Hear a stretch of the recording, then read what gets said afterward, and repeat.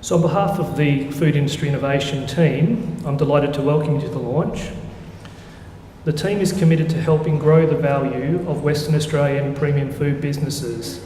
And I have to say we've been delighted at the response from the businesses we've contacted in the lead up to tonight's launch. The Minister for Regional Development, Agriculture and Food, the Honourable Alana McTiernan MLC, understands the importance of developing Western Australia's food and beverage value-adding sector. It's great to have her here with us tonight to officially launch the report. Minister, could I ask you to come forward and say a few words? And can I echo Kim's comments? It is just fantastic to see all of the producers that have come here tonight to be part of this launch. You are the people that are out there doing this fabulous innovation. It's an incredibly interesting, I think, well put together piece of work, and it really is going to be not a Bible but a guide to how we work with industry to create those new opportunities in the state. So congratulations to all of those that have been involved in it, and I look forward to working with you over the next 4 years to make the concepts a reality. Thanks very much. Thank you, Minister.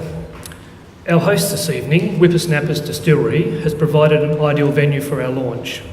And whisky is in fact an excellent example of what value adding can mean to an economy. So in Western Australia, grain production is by far our biggest agricultural export. And barley exports alone in the 2015-2016 year were worth over $800 million. The average price of our export barley was $292 a tonne FOB, which equates to about 30 cents a kilo. Conversing with James earlier tonight, I was asking him how much barley does it take to make a 700ml bottle of upshot whisky, and it's around 3 kilos. So we're talking 3 kilos of product that's export value at 30 cents a kilo. For those of you who don't know, and you'll know tonight as you buy a bottle on your way out, Upshot sells for just under $100 a bottle. But to put this in perspective, Scotland's whisky exports are worth $6.8 billion. So $6 billion more than the export value of our barley. And $6.8 billion, what does that look like? It looks like 40 bottles of whisky leaving Scotland every second, 24 hours a day, 365 days a year. But it's not just about the export revenue, it's about the jobs that are created in the production process and the multiplier effect of both those jobs and the jobs of the other people who service those that are working here in the equipment, etc. The Food Industry Innovation Project wanted to look at how value adding and premium food and beverage could drive economic development and jobs creation here in Western Australia. We asked the authors of this report, Coriolis, to take a market-driven approach. So they started with over 500 food groupings and prioritised those based on what they considered represented the best opportunities to drive growth, based on demand, competitive advantage, and Western Australia's capacity to produce. And as the Minister alluded to, our focus is quite different to saying what can we produce. It's saying what does the market want and how can we then match that market demand through WA production. I'm now going to invite Mr Philip May, the Manager of the West Australian Premium Food Centre, to give you some insights into the key findings of the Premium Agrifood Market Opportunities Report. Good evening, everybody, and welcome, and thank you for being here.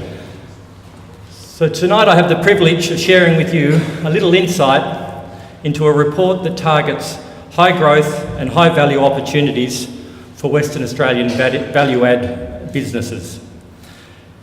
So looking at some of the definitions, if we look at the word premium featuring in the title of the report, the concept of premium, which can be dressed up, is in practice asking consumers to pay more for a food or beverage product. Applying this definition to two category examples demonstrates how this works in practice. So we've got two lines of products here, the top line being yogurt, the bottom line being cereal. We're interested in what's at the right-hand side of this particular screen. So we're interested in what returns the high dollar per kilo or high dollar per litre returns to the businesses of WA. So as both Kim and the Minister have already referred to, the screening process actually involved, it was a process that delivered around 500 product categories that had the potential to support premium food and beverage products. The identified categories and segments were then screened against criteria-based methodology to identify a short list of key opportunities. So we've gone from the more than 500 opportunities down to the right-hand side of this screen. Now, some of these opportunities are already profiled in other projects, such as the Asian Market Success Project. So what is the list of opportunities? So the report contains profiles of each of these 20 opportunities that are listed on the screen now, and I'm going to take a moment just to read them because this is the core of the report itself. So in terms of the priority opportunities that this report has identified for Western Australian value-add and organic premium food and beverage sector, we're looking at baby food, which excludes infant formula, speciality breads, organic biodynamic beef, oat milk, alternate dairy, Wagyu as beef, premium soft drinks, traditional cheeses, alcoholic spirits, dips and spreads, breakfast muesli and cereals, healthy snacking, cured continental meats, cider, meat snacks, premium grains, chilled pasta, olives and marinated vegetables, fermented foods, nut butter, cooked, smoked, marinated seafood. So that's the list that basically fills up the core of the report itself that we profile in some detail. So I just want to conclude by saying that the report is 360 pages long and it contains much more useful information than what's clearly visible in the graphics that are throughout the report. And we hope the report is a catalyst for growth within the WA premium agri-food sector. Thank you again for your attendance, and thanks, Kim.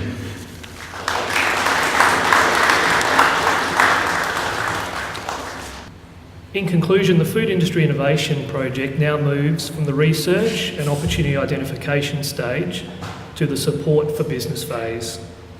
The project's developing a range of support tools to help businesses, including export road mapping, branding and marketing assistance, knowledge sharing, access to our in-market offices, and importantly, linkages to the range of other programs that are offered by other departments and at a national level that many businesses simply don't know about here in Western Australia.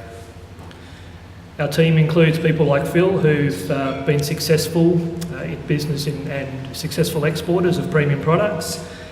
And we've also had a close look at what other jurisdictions are offering, both nationally and internationally, to try and really look at what's working well in jurisdictions that are driving growth in this sector.